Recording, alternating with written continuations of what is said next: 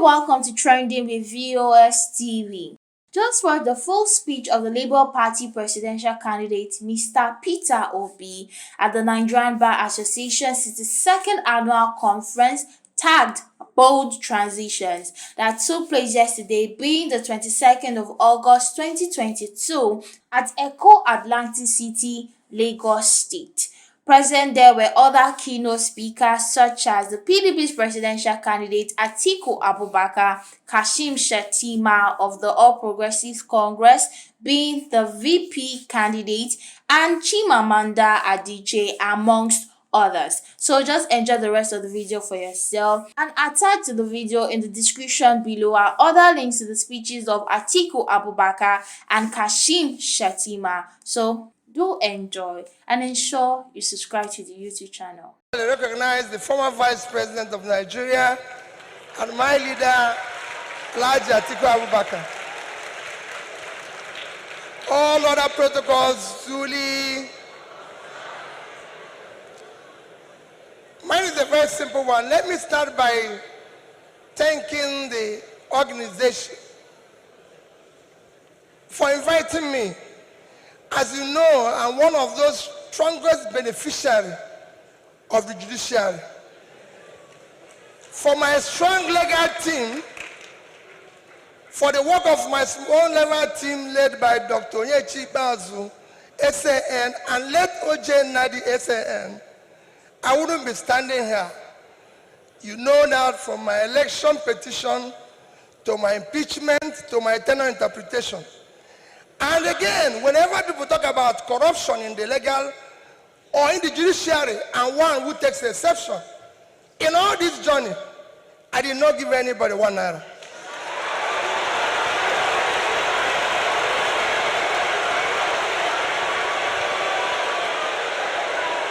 So for me,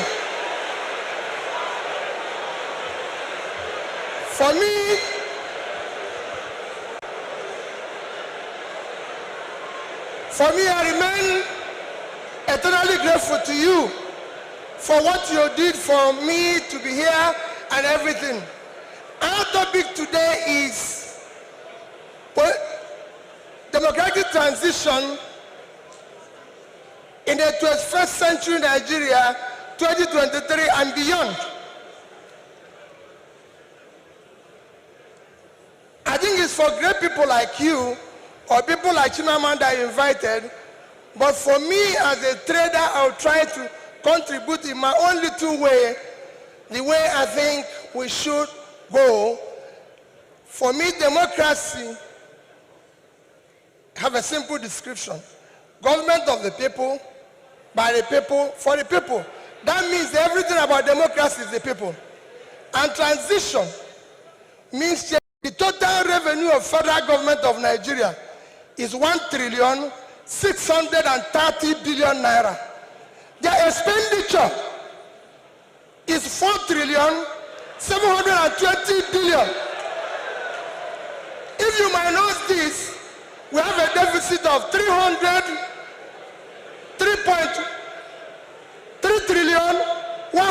billion. That shows almost 20% to almost 200% is the deficit. And this is the crisis you face. How did we come here? It's a cumulative effect of leadership failure over the years. Because it's 10%, I'll stop here, I would have talked about power. How did we come here? What are we going to do very quickly to come out of this? Very quickly, you need to have a visionary, articulated, competent leadership to start turning around this.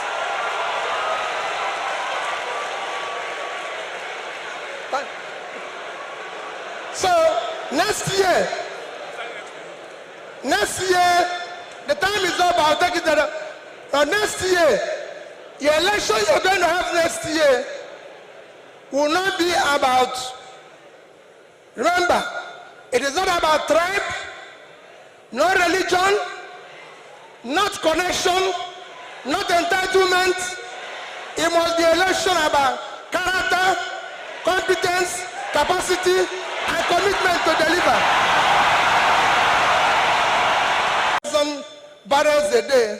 That means that in July, we lost 707,000 barrels per day.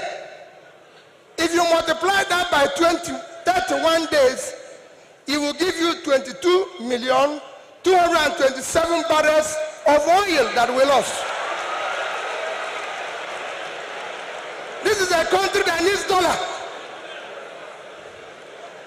If you sell it, if you sell that oil, if you sell the quantity we lost, this is July alone.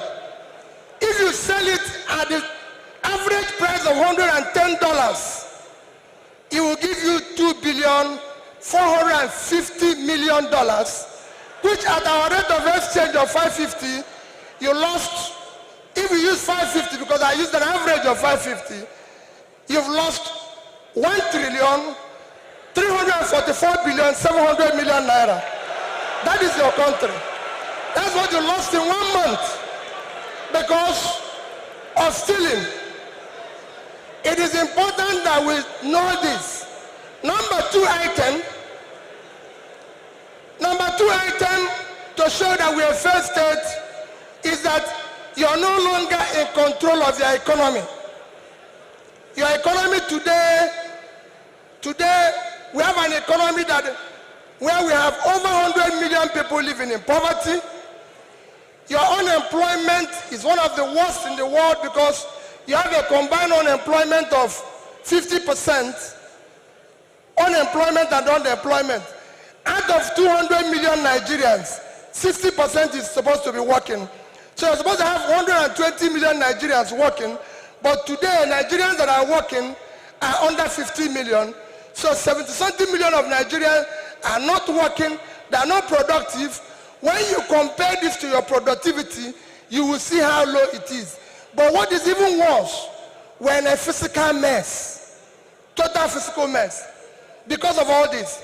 Between January this year and April, changing from one thing to the other, and for me, Nigeria needs urgent transition from being a highly insecure country to a secure country, from a disunited country to a united country, from corruption to a transparent country, from a country of lawlessness to a country of law and order. But in all this, it is important that we look at where we are today for people to understand the gravity of the journey we are going to take if we are going to transit. Where are we today? Nigeria have qualified to be a failed state. We have met the 2 or 3 biggest characteristics of a failed state. Number one is when you're no longer in charge of your territory. Today, we are among the top terrorized countries of the world. We are among the top kidnapping countries of the world. Bandits have taken over some parts of this country. Nigerians are being killed daily. All sorts of criminality is going on daily. Even our most important source of foreign exchange revenue, oil, is today 80% stolen. That shows how bad it is. We are the only country, apart from Venezuela, who we know is their own is because of sanctions, that is not meeting up its OPEC quota. Every other country is begging for increase, but Nigeria is not meeting up its own. And you wouldn't believe the quantity that is missing. In July alone, our total average, our quota is 1.8 million. In July, our total average was 1,083,000.